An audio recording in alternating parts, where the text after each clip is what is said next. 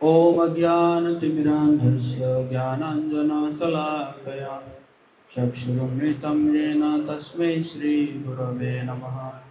श्रीचैतन्यमनोभीष्टं स्थापितं येन भूतले स्वयं रूप कदा मह्यं ददाति स्वपदान्तिकं। वन्देऽहं श्रीगुरो श्रीयुतपदकमलं श्रीगुरून् वैष्णवांश्च श्रीरूपं साग्रजातं सहगणरघुनाथान्वितं तं सजीवम् अद्वैतं सावधूतं परिजनसहितं कृष्णचैतन्यदेवं श्रीराधाकृष्णपादां सगणललिता श्रीविशाखान्वितांश्च। हे कृष्ण करुणा सिन्धु दीनबन्धु जगत्पते गोपेश गोपिकान्त राधाकान्त नमोऽस्तुते।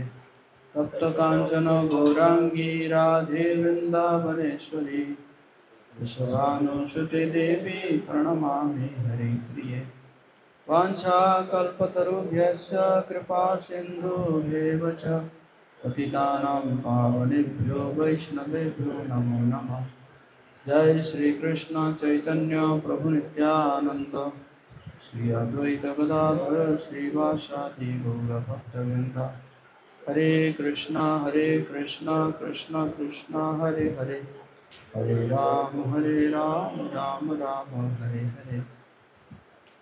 नमो ओम विष्णुपादाय कृष्णपृष्ठाय भूतले श्रीमते भक्तिवेदांत स्वामिनिति नामिने।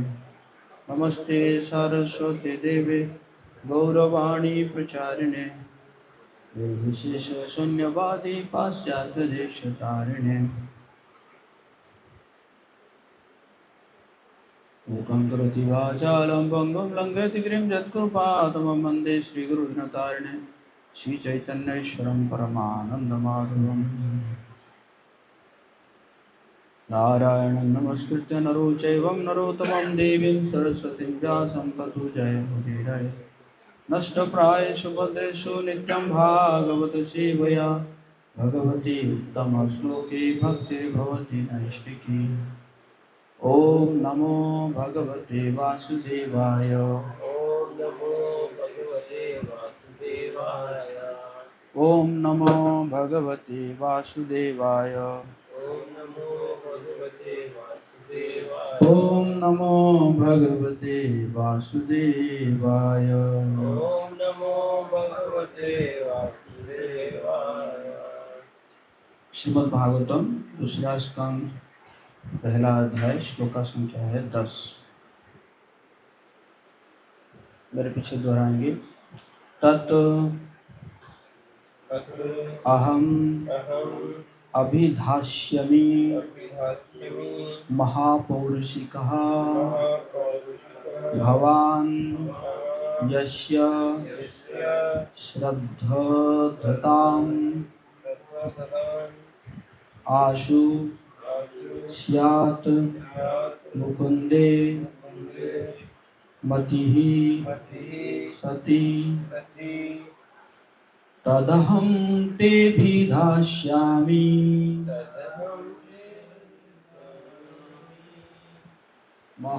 महापौरुषिको भवान् यस्य श्रद्धतामाशु श्यान्मुकुन्दे मतिः सति तदहं तेऽभिधास्यामि महापौरुषिको भवान् यस्य श्रद्धतामाशु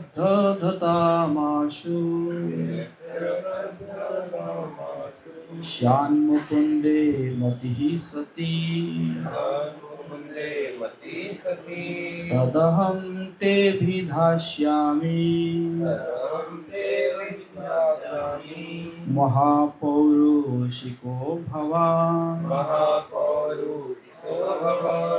यस्य श्रद्धतामाशु श्यान मुकुंदे मति सती श्याम मुकुंदे मति सती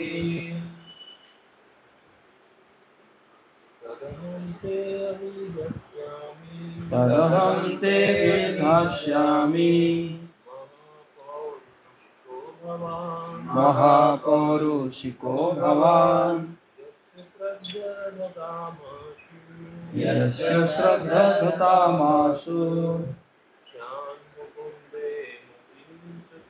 श्यान मुकुंदे मति सती तदहं ते विधास्यामि महापौरुषिको भवान् यस्य श्रद्धधतामाशु श्यान मुकुंदे मति सती तदहं ते विधास्यामि महापौरुषिको भवान् यस्य श्रद्धधतामाशु श्यान मुकुंदे मति सती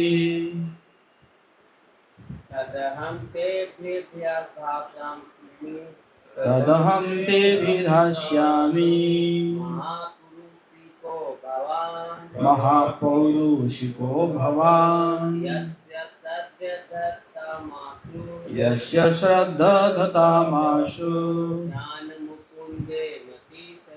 श्यान मुकुंदे मति सती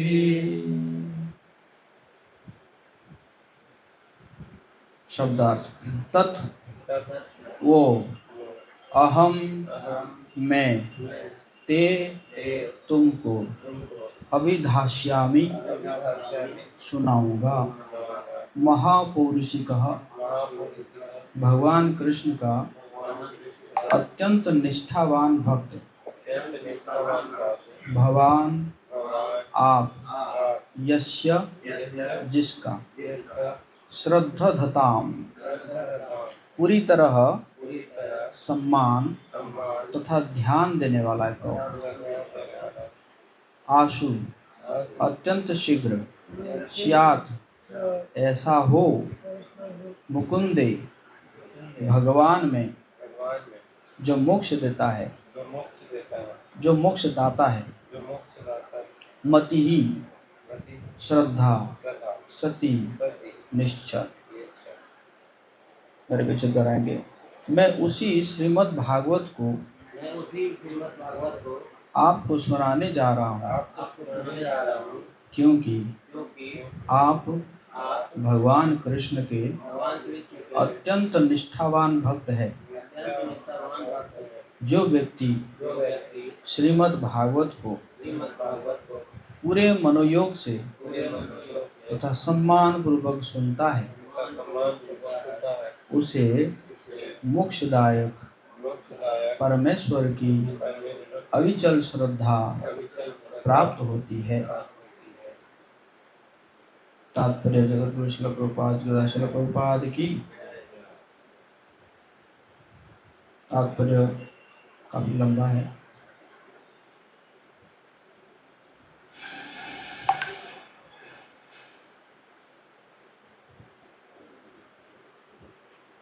तो यहाँ पे जो है जो सुनने वाले का जो योग्यता उस योग्यता के बारे में बताया जा रहा है। और भागवतम किसको सुनाया जा सकता है? जो भगवान कृष्ण के अत्यंत निष्ठावान भक्त है, अर्थात वो जो है क्या है कि द्वेष रहित है। अर्थात जो भी ऊपर से जो भी इंस्ट्रक्शन आएगा उसको जो है वो फॉलो करता है, निष्ठावान। और जो पूरे मनोयोग से और सम्मान पूर्वक सुनता है उससे मोक्षदायक परमेश्वर की अविचल श्रद्धा प्राप्त होती है। इस प्रकार ये अनुवाद में कह रहे हैं। तो तात्पर्य पढ़ेंगे। श्रीमद् भागवत मान्य वैदिक वाङ्मय है और वैदिक ज्ञान को प्राप्त करने की प्रणाली अबरह पंथा अर्थात प्रामाणिक शिष्य परंपरा द्वारा दिव्य ज्ञान प्राप्त करने की विधि कहलाती है। अबरोह पंथा मतलब जो इंस्ट्रक्शन ऊपर से आ रहा है, एवं परंपरा प्राप्तम, इसको बोलते हैं अबरोह पंथा। और भौतिक ज्ञान की उन्नति के लिए वैयक्तिक सामर्थ्य तथा शोध प्रवृत्ति की आवश्यकता पड़ती है, किंतु आध्यात्मिक ज्ञान में सारी प्रगति बहुत कुछ गुरु की कृपा के ऊपर निर्भर करती है। भौतिक ज्ञान जो है इसके ऊपर स्किल है, अपना स्किल है या एफर्ट है, इस सब के ऊपर डिपेंडेंट है। लेकिन आध्यात्मिक ज्ञान की क्या कर रहे हैं, सारी प्रगति बहुत कुछ गुरु की कृपा के ऊपर निर्भर है। दिव्य ज्ञान हृदय प्रकाश है। गुरु को शिष्य से संतुष्ट होना चाहिए, तभी आध्यात्मिक विज्ञान के विद्यार्थी के समक्ष वो ज्ञान स्वतः प्रकट होगा। गुरु जैसे संतुष्ट होते हैं शिष्य से, तो फिर अपने आप ही जो है वो आध्यात्मिक, जितना जितना गुरु प्रसन्न हो रहे हैं वैसे वैसे हमारे हृदय में आध्यात्मिक ज्ञान जो है वो स्वयं प्रकट हो जाएगा।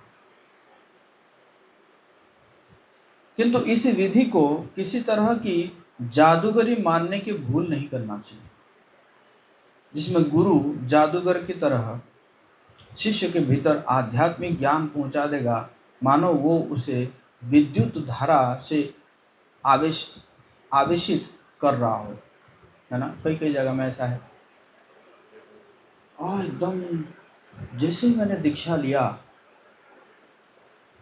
मुझे तुरंत भगवान प्रकट हो गए, भगवान का दर्शन हो गया, एकदम अपने अंदर भगवान, एकदम मेरे शरीर में एकदम बिजली है चल गया है, ऐसे कहते हैं ना कई लोग। जैसे ही गुरु मेरे जो है सिर पे हाथ रख दिए, एकदम मेरे पूरे शरीर में एकदम है ना कंपन हो गया है।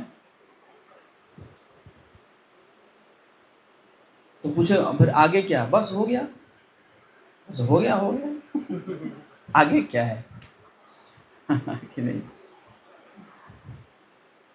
कई बार वो हमारे राधा गोविंद स्वामी महाराज कई बार कहते हैं कि मैंने किसी को पूछा तुम कितने माला का जप करते हो, तो वो व्यक्ति कहा मैंने गुरु ग्रहण कर रखी है। तो महाराज ने वो ठीक है, बट फिर भी आप जो है कितना माला करते हैं।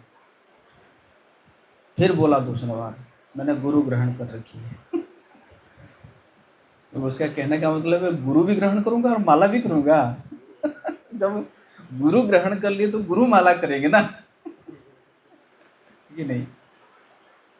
तो इसी प्रकार प्रभुपाद जी इस बात को खंडन कर रहे हैं कि कोई गुरु ऐसा जादूगर नहीं है कि जो है आपके अंदर कोई हाथ रख देगा, फ्लो हो जाएगा, आपके अंदर दिव्य ज्ञान फ्लो हो जाएगा, ऐसा गुरु नहीं है। प्रामाणिक गुरु अपने शिष्य को प्रत्येक बात वैदिक वाङ्मय के प्रमाणों के आधार पर बताता है। तो गुरु अगर कुछ भी बताते हैं है ना, शास्त्रों के जो है शास्त्रों का जो भी शिक्षा है या प्रमाण है उसी के आधार पर बताते हैं। शिष्य ऐसी शिक्षा को मात्र बौद्धिक न मानकर विनीत भाव से जिज्ञासा करके तथा सेवा भाव से ग्रहण कर सकता है।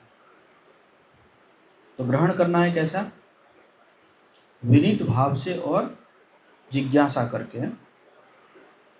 तद विधि प्रणिपातेन परिप्रश्नेन सेवया उपदेक्षन्ति ते ज्ञानम ज्ञानिनः तत्त्वदर्शिनः। तो सेवा करके, जैसे एक बार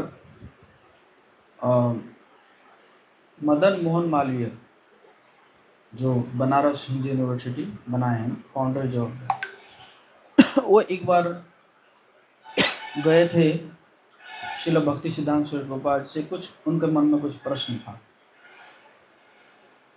तो गए थे तो भक्ति सिद्धांत प्रभुपाद जी को बोले कि मतलब मेरे मन में कुछ क्वेश्चन है, कुछ प्रश्न है।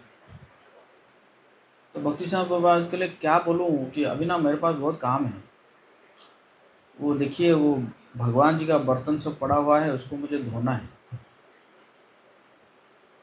तो अगर आप हेल्प कर सकते हैं तो मदन मोहन, हाँ हाँ मैं कर सकता हूँ।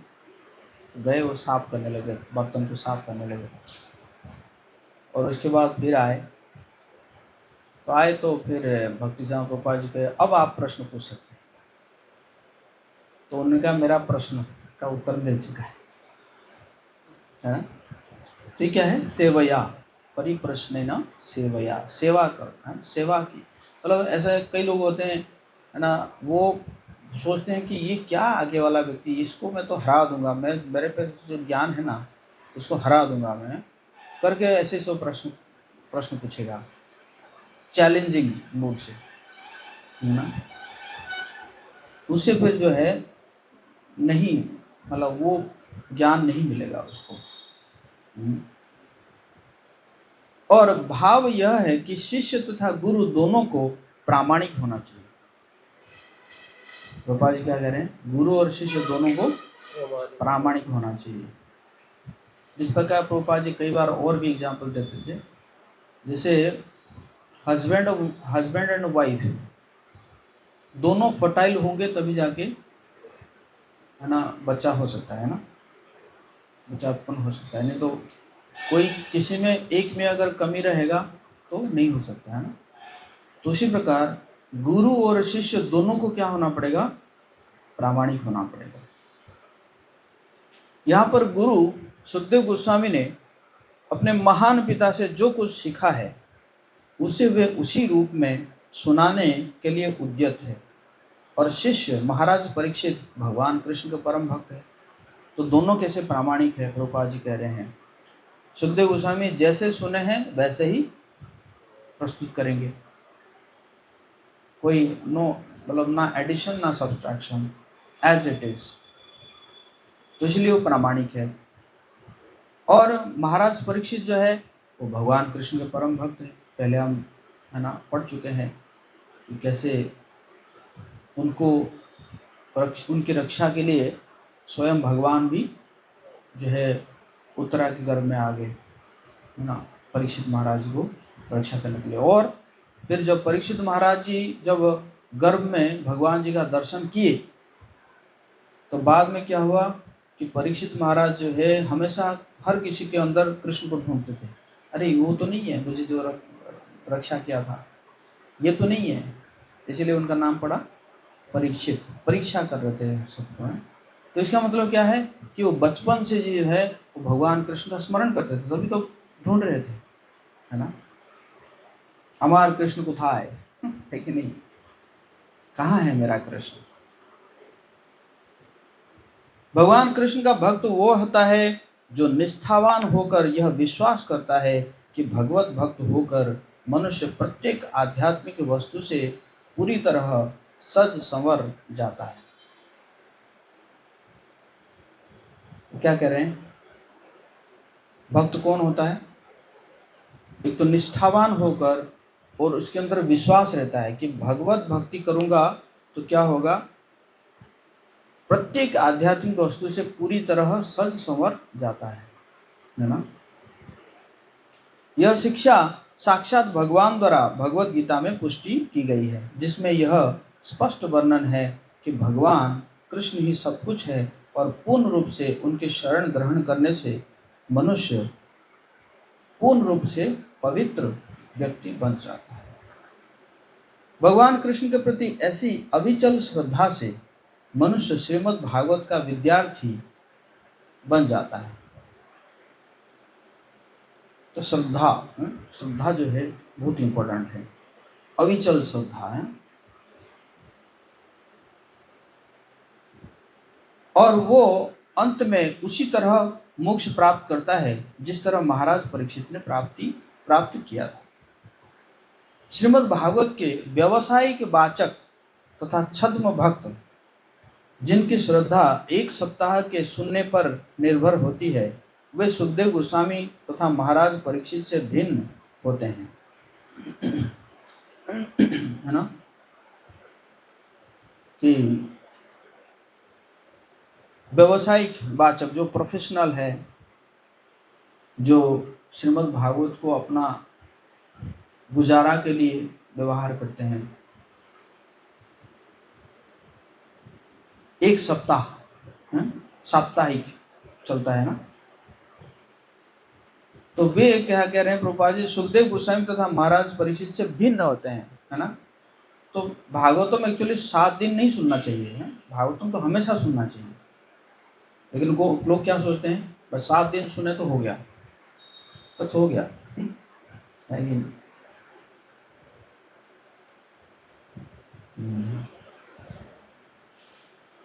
श्री व्यासदेव ने सुखदेव गोस्वामी को जन्माद्यस्य श्लोक से प्रारंभ करके संपूर्ण श्रीमद् भागवत सुनाई। अतः सुखदेव गोस्वामी ने भी राजा को पूरी भागवत सुनाया। भगवान कृष्ण को श्रीमद् भागवत में महापुरुष के रूप में बताया गया है, जो कि स्वयं ही भक्तिमय स्वरूप में भगवान श्री चैतन्य महाप्रभु है। श्री चैतन्य महाप्रभु अपनी भक्तिमयी प्रवृत्ति में साक्षात भगवान कृष्ण है, जो कलियुग के पतितात्माओं पर विशेष कृपा करने के लिए पृथ्वी पर अवतरित हुए थे।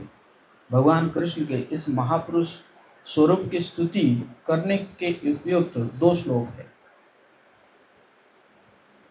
ध्येयं सदा परिभग्नमभीष्टदोहं तीर्थास्पदं शिवविरिञ्चिनुतं शरण्यं भूत्यार्तिहं प्रणतपालभवाब्धिपोतं वन्दे महापुरुष ते चरणारविन्दम् त्यक्ता सुदुच्य जसुरेप्सिताराज्यलक्ष्मी धर्मिष्ठ आर्य वचसा यद्गादरण्यं मायामृगं दैतेय सीतं मन्वधावत् वन्दे महापुरुष ते चरणारविन्दम्।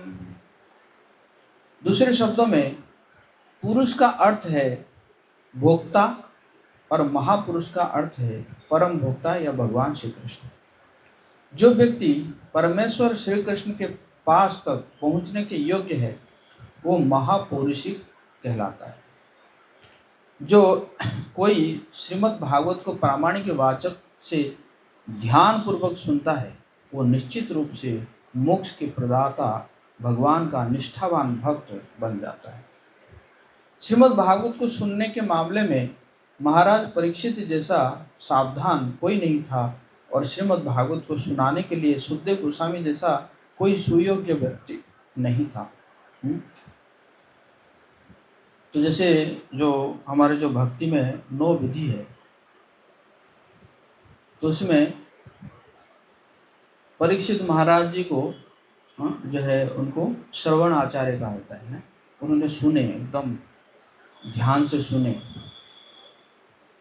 7 दिन 7 रातें। और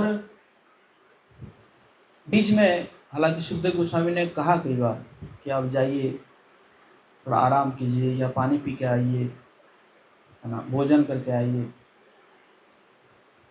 तो परीक्षित महाराज ने क्या कहा कि आप जो रस का, मुझे अमृत का जो पान करा रहे हैं, उस अमृत को जब मैं पान करता हूँ तो हालांकि भूख प्यास का दुख है, बट वो दुख जो है मुझे तुच्छ लगता है ना। लेकिन मतलब सोचने वाली बात है कि वही परीक्षित महाराज कुछ 4-5 दिन पहले ही जब उनको प्यास लगा और वो ऋषि जो है उनको पानी नहीं दिए तो क्या डाल दिए, मरा हुआ सांप डाल दिए थे, है कि नहीं। बट वही परीक्षित महाराज अब जो सुन रहे हैं, जो भागवतम सुन रहे हैं सुखदेव गोस्वामी से, तो पानी पीने के लिए भी नहीं जा रहे हैं। तो इसी प्रकार जो है वो जो है उन्होंने श्रवण किया। और कीर्तन, कीर्तन आचार्य किनको बोलते हैं, सुखदेव गोस्वामी को। उन्होंने व्यासदेव जी से जैसे सुने और उसी प्रकार उन्होंने जो है वर्णन की, है ना। तो ये दोनों जो है महाराज परीक्षित जो है श्रवण करके जीवन की पूर्णता को प्राप्त किए, और सुखदेव गोस्वामी कीर्तन करके अपने जीवन की पूर्णता को प्राप्त किए। इसलिए जो भी आदर्श वाचक या आदर्श श्रोता रूप सुखदेव गोस्वामी तथा महाराज परीक्षित के पद चिन्हों का अनुसरण करता है, निसंदेह वो उन्हीं की तरह मोक्ष प्राप्त करेगा। महाराज परीक्षित को केवल श्रवण द्वारा मोक्ष मिला और सुखदेव गोस्वामी ने केवल प्रवचन करके मोक्ष प्राप्त किया। प्रवचन तथा श्रवण 9 भक्तिमय कार्यों में से 2 कार्य हैं, और इन सिद्धांतों के आंशिक या समग्र रूप में पालन करने से मनुष्य को परम पद प्राप्त होता है। अतएव श्रीमद् भागवत का संपूर्ण पाठ जन्माद्य से श्लोक से प्रारंभ करके 12वें स्कंद के अंतिम श्लोक तक महाराज परीक्षित की मोक्ष प्राप्ति के निमित्त सुखदेव गोस्वामी द्वारा सुनाया गया। तो पाजी कह रहे हैं पूरा कंप्लीट सुनाया गया है, नहीं कि जो है परीक्षित महाराज चाहते कि नहीं नहीं अभी नहीं, आप जो है ना थोड़ा सा आगे और जाइए, अब ये सब क्या बोल रहे हैं, और थोड़ा आगे जाइए, ऐसे कुछ नहीं बोले, पूरा संपूर्ण सुने।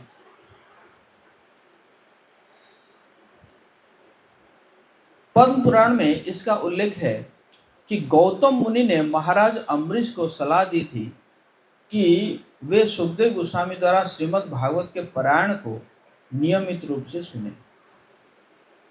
तो प्रभुपाद जी कह रहे हैं पद्म पुराण में लिखा गया है कि अम्बरीश महाराज भी क्या किए थे कि श्रीमद् भागवत को पूरा सुने थे।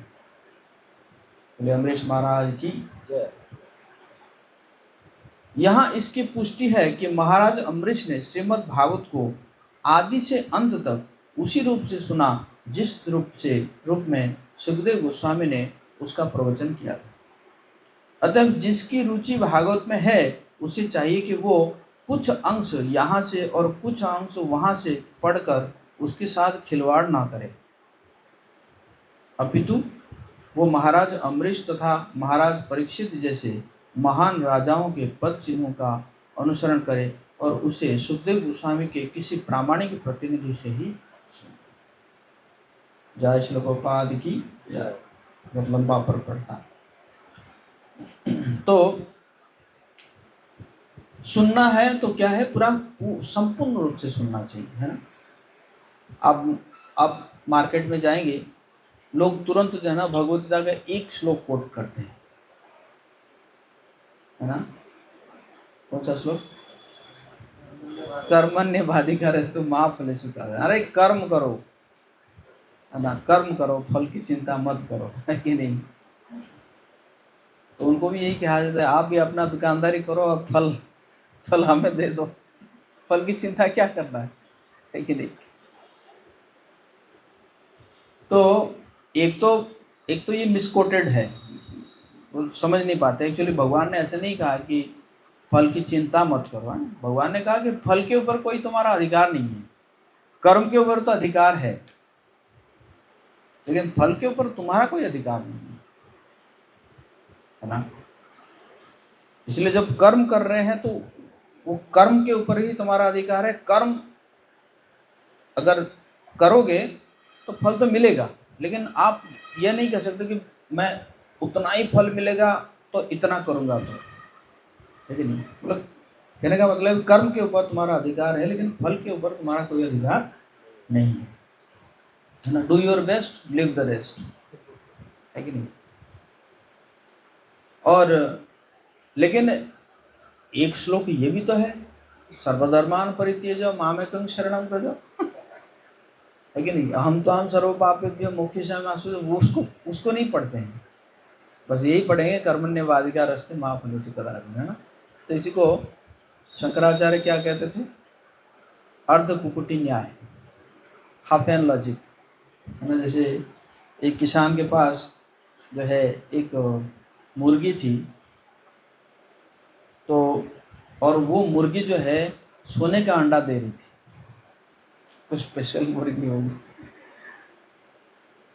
लेकिन किसान ने सोचा कि अंडा तो पीछे से निकलता है, लेकिन आगे का भाग तो मुझे महंगा पड़ रहा है, खा रहा है ना, तो मैं आगे का ही काट देता हूँ, है ना, सर कलम से जुदा कि नहीं, काट देता हूँ, तो पीछे तो अंडा तो निकलता रहेगा, है कि नहीं। तो काट दिया तो अंडा निकलेगा, है कि नहीं। तो ये क्या है, ये अर्ध कुकुटी न्याय है, मतलब शास्त्रों का, है ना, कुछ यहाँ से ले लिए, ये देखो ये है ना, ये कहा गया है। लेकिन शास्त्रों को पूरा पढ़ना चाहिए, पूरा पढ़ के उसका जो है एसेंस को समझना चाहिए। तो इसी प्रकार यहाँ पे जो है प्रभुपाद जी कह रहे हैं कि शास्त्रों को जो है पूरा पढ़ना चाहिए। और फिर जो है क्वालिफिकेशन बताया गया है कि कैसे एक जो श्रवण करता है उसको कैसे क्या करना चाहिए, जो है सुनना चाहिए। और अगर सुनता है तो भगवान क्या कह रहे हैं कि वो जो है सभी प्रकार के जो दुख है, वो सभी प्रकार के दुख से वो क्या हो सकता है, मुक्त हो सकता है। और लेकिन अगर सुन रहा है लेकिन फेथ नहीं है, अगर विश्वास नहीं है, तो फिर वो क्या हो जाता है, वो यूजलेस हो जाता है कि नहीं। जैसे वो आता है ना, जे ये शिव जी को पार्वती माता कहती है, कहते इतने लोग गंगा जी में स्नान कर रहे हैं लेकिन इनका पाप क्यों नहीं धुल रहा है। तो शिव जी कहते हैं कि विश्वास नहीं है। पार्वती माता कहती है कि जब विश्वास नहीं है स्नान क्यों कर रहे हैं फिर। तो शिव जी कहते चलो दिखाता हूँ तुम्हें। हरिद्वार में आए और, है ना, एक गड्ढा खोदे और शिव जी उसमें जो है एक जो है सांड बन के जो है वो उसमें गिर गए। और पार्वती माता को एक रस्सी लगा हुआ था, तो पार्वती माता को कहे कि जितने लोग आएंगे उनको बोलना रस्सी से मुझे खींचेंगे, मतलब स्नान करके जो आएंगे गंगा जी में। और जैसे ही छूने आएंगे उनको पूछना कि तुम जीवन में कोई पाप तो नहीं किए हो, अगर पाप किए होगे और रस्सी छूते ही तुम मर जाओगे। तो लोग ऐसे ही आते थे, और जैसे ही रस्सी छूने आते थे पार्वती माता पूछती थी जीवन में कोई पाप तो नहीं किए हैं, पाप अगर किए हैं तो फिर रस्सी छूते ही मर जाएंगे। तो सब भाग जाते थे। और अंत में जो है एक वृद्ध ब्राह्मण आता है, तो उसको जैसे ही माता कहती है कि आप पाप तो नहीं किए हैं, तो वो कहता है कि कैसी बात कर रहे हो माता, अभी तो मैं गंगा में स्नान करके आया हूँ। मतलब उसका ये विश्वास क्या है कि मैं गंगा में स्नान करके आया हूँ तो पाप मुक्त हो गया। तो वहीं पे शिव जी प्रकट होते हैं कि तो देखो आज पूरे दिन में यही एक व्यक्ति को जो है क्या मिलेगा, गंगा स्नान का फल मिलेगा, है कि नहीं। तो मुख्य बात है कि विश्वास, है ना, कितना विश्वास है। गंगा स्नान नहीं तो वैसे तो गंगा जी में जो है मछली भी रहती है, मछली तो 24 घंटा रहती है गंगा जी में, उसका उद्धार थोड़ी होता है कि नहीं। गाय भैंस भी चले जाते हैं स्नान करने के लिए, है कि नहीं। और इसका जो है ना, कुछ लोग जो है इसका मिसकोट भी करते हैं, मिसकोट करते हैं इसको, अरे गंगा स्नान से हो जाएगा तो कहें मछली तो गंगा में रहती है उसका इसका मतलब तो उसका उद्धार हो ही जाएगा, है कि नहीं। मतलब वो मिसकोट भी करते हैं ना, मतलब ये इसका मतलब वो कहते हैं कि ये ठीक नहीं है। लेकिन सबसे मेन बात क्या है, विश्वास, है ना। विश्वास के अनुसार जो है व्यक्ति आगे बढ़ता है, प्योर फेथ, है ना। जितना प्योर फेथ होगा उतना व्यक्ति जो है एडवांस करता है। और इसमें मैंने और ये भी आप ये भी रेफरेंस ले सकते हैं, जैसे नारद मुनि है। नारद मुनि जो है, नारद मुनि किन से सुने? भक्ति वेदांत से सुन रहे थे ना। भक्ति वेदांत से सुने, जो 4 महीना तक जो चतुर्मास में भक्ति वेदांत से सुने। जो नारद मुनि जो पहले जन्म में क्या थे, तो दासी पुत्र थे। और उन्होंने 4 महीना जो है उनकी माँ उन लोगों की सेवा करती थी भक्ति वेदांतों की, और ये जो है क्या करते थे, उनसे हरि कथा सुनते थे। उस समय शायद उम्र 4-5 साल होगा नारद मुनि का। और इतने विश्वास से सुनते थे, इतना विश्वास से सुन रहे थे। उसके बाद भक्ति वेदांत चले गए, और जाने के बाद नारद मुनि की माँ को सर्पदंशन में उनकी मृत्यु हो गई। और उम्र इतना कितना है नारद मुनि का? 5 साल। और क्या कह रहे हैं? अच्छा हुआ एक बंधन से मुक्त हो गया। मतलब इसका मतलब जो है 5 साल की उम्र में वो कितने विश्वास से सुने हैं, और फिर चल पड़े जो है ये भगवान की खोज करने के लिए। और फिर भगवान ने दर्शन दिया, एक बार दर्शन दिया, फिर कहे कि नहीं इस जन्म में नहीं, अगले जन्म में होगा, आप और प्रयास करो। और अगले जन्म में क्या बन गए? वो पार्षद बन गए, भगवान के पार्षद बन गए।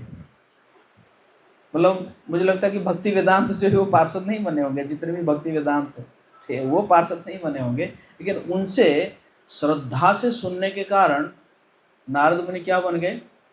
भगवान के पार्षद बन गए, है कि नहीं। तो ये है श्रद्धा। उसमें भी आता है, जैसे गोकर्ण की भी आता है, जो भागवत की महिमा है उसमें भी यही होता है ना। धुंधकारी जो है गोकर्ण का भाई था, और प्रेत योनि में आ गया था। हाँ, प्रेत योनि में था, जानते होंगे आप लोग। जो पूरा जो वो है, मतलब उसके पिताजी जो है उसको, बड़ा स्टोरी है है ना। तो जो भी है, वो धुंधकारी जो है वो प्रेत योनि में था, और गोकर्ण जो है ना, गोकर्ण सोए हुए थे, तो धुंधकारी बार बार आके जो है बार बार आ रहा था उनके पास। और गोकर्ण ने कहा क्या है, कौन आ रहा है बार बार ऐसे अंधेरे में। तो गोकर्ण क्या किया कि गंगा जल जो है छिड़क दिए उसके ऊपर, पास में था गंगा जल छिड़क। जैसे ही गंगा जल छिड़क दिए तो फिर उसको बोलने का एक मौका मिल गया। कहता मैं तुम्हारा भाई हूँ, और मैं प्रेत योनि में हूँ, मुझे उद्धार कीजिए। तो फिर जो है गोकर्ण जाते हैं कि उसको उद्धार करने के लिए जो है ना, पहले वो जाते हैं सूर्यदेव के पास जाते हैं। सूर्यदेव पूछते हैं कि क्या करना चाहिए। तो सूर्यदेव कहते हैं कि आप जो है वो भागवत का वो कराओ, भागवत का पाठ कराओ। तो जो है, तो और कहते हैं कि जो है एक बांस गाड़ देना, और उस बांस के ऊपर वो उसको आसन दे देना। तो क्या हुआ कि तो भागवत कथा की तो बाकी लोग भी आ गए, पूरे गांव के लोग आ गए सुनने के लिए। और वो बांस गड़ा हुआ था, जो उसमें वो बैठा हुआ था, धुंधकारी बैठा हुआ था, वो भी सुन रहा था, भागवत कथा सुन रहा था। जैसे ही एक एक दिन सुन रहा था, एक एक दिन बीत रहा था, तो वो बांस का एक एक गांठ जो ना फट रहा था, फट फट करके फट रहा था। और जैसे ही जो है 7 दिन खत्म हो गया, धुंधकारी पूरा प्रकट हो गया, दिव्य जो है शरीर में प्रकट हो गया, और आया, गोकर्ण को प्रणाम किया, उनका जो है परिक्रमा किया कि आपने जो है भागवत कथा करके मुझे उद्धार कर दिया है। और विष्णुदूत आया उसको लेने के लिए। तो गोकर्ण वहां पे पूछ रहे हैं, अरे ये सारे गांव के लोग तो सुन रहे थे, ये सारे गांव के लोग सुन रहे थे, तो वही सबको भी जाना चाहिए ना। तो वो जो है विष्णुदूत वहां पे कहे कहे कि ये जो धुंधकारी जो है ये पूरा सुना है कैसे, विथ रैप्ट अटेंशन, विश्वास के साथ सुना है, तभी इसको मिल रहा है गति। और आपके गांव के लोग जो है वो नहीं सुनेंगे, है ना। तो ये क्या है, hearing with faith, hearing with faith. एक और मैंने सुना था, राधेश्याम को बता रहे थे कि एक चोर है, वो हर जगह में चोरी करता है और एक बार वो मंदिर में घुसा, और मंदिर में घुसा, देखा कि जो भगवान जो है ना, भगवान के शरीर में बहुत अलंकार है, और उसको तो कहीं पे भी कैसे भी बाय हुक और बाय क्रूक और तो लूटना था। देखा कि पुजारी है, बस पुजारी को हटा देता हूँ, रास्ते से हटा देता हूँ। तो पुजारी को जो है उसने जब गया मारने के लिए और उसको गिरा दिया, गिरा के जो है उसको तलवार उठा रहा है, लेकिन देखा कि पुजारी जो है वो एकदम मतलब निर्भय है, उसको कोई भय नहीं है। तो उसने कहा अरे ये पहली बार हो रहा है कि मैं किसी को मारने जा रहा हूँ और पूरा एकदम निर्भय है। फिर पूछता है कि आपको भय नहीं लग रहा है? तो फिर वो पुजारी जो है वो कई श्लोक बोलते हैं कि है ना, कैसे भगवान जो है वो अभय है, देने वाले हैं। तो मैं तो भगवान के सामने हूँ, भगवान स्वयं प्रकट है, और उन्हीं के सामने तुम अगर मुझे कुछ भी कर रहे हो तो क्या मुझे भय रहेगा, जो भी है मैं तो उन्हीं के शरण में हूँ ना। तो जब वो पूरा एकदम शास्त्रों से कई श्लोक कोट करता है और उसको वो सुन के जो चोर वो इतने श्रद्धा से सुनता है, इतने श्रद्धा से सुनता है, तो उसी क्षण उसकी मृत्यु हो जाती है और ये भगवत धाम से आता है, यान आता है और उसको लेकर चला जाता है ना। मतलब इतने विश्वास के साथ वो सुन रहा है एकदम चीज़ों को, है ना। तो यही यहाँ पे बताया गया है कि कैसे जो है सुनना चाहिए ना। और अगर हम सुनेंगे तो क्या होगा, अपने आप ही कीर्तन करेंगे ना। सुनेंगे तो क्या होगा, कीर्तन करेंगे, और कीर्तन करेंगे तो क्या होगा, स्मरण होगा, भगवान जी का स्मरण होगा, है ना। भगवान जी का स्मरण होगा, प्रभुपाद जी का स्मरण होगा। एक बार एक प्रभुपाद जी एक जगह में लेक्चर दे रहे थे, प्रवचन दे रहे थे, तो एक माता जी पूछती है, क्योंकि प्रभुपाद जी आप कह रहे हैं कि अंत समय में भगवान को स्मरण करना चाहिए, भगवान को स्मरण करना चाहिए, अगर मैं भगवान का स्मरण ना करके आपको स्मरण करूं तो प्रभुपाद जी थोड़ा सा 1 मिनट के लिए आंखें बंद कर देते हैं, कहते हैं ये भी वही रिजल्ट देगा, सेम रिजल्ट देगा जो भगवान को स्मरण, क्योंकि भगवान और भक्तों में है ना जो है समान है, साक्षात हरित्वेन समस्त शास्त्र। तो प्रभुपाद जी को या कोई भक्त को भी अगर स्मरण करते हैं तो भी वही फल देगा जो कि भगवान को स्मरण करने से मिलता है ना। तो इसी प्रकार जो है भक्त जो है बहुत विश्वास के साथ श्रवण करता है, और भक्त का एक लक्षण भी है अव्यर्थ कालत्व में जो है समय वेस्ट नहीं करता, एक मोमेंट भी वेस्ट नहीं करता है, बल्कि ज़्यादा से ज़्यादा जो है भगवान के बारे में स्मरण करता रहता है, श्रवण करता रहता है और कीर्तन करता रहता है। उस हमेशा सोचता है कि कैसे एक एक मिनट जो है मैं भगवान की सेवा में लगा सकता हूँ। हरे कृष्णा कृष्णा कृष्णा हरे हरे, हरे राम राम राम हरे हरे। जगत गुरु श्री प्रभुपाद की जय।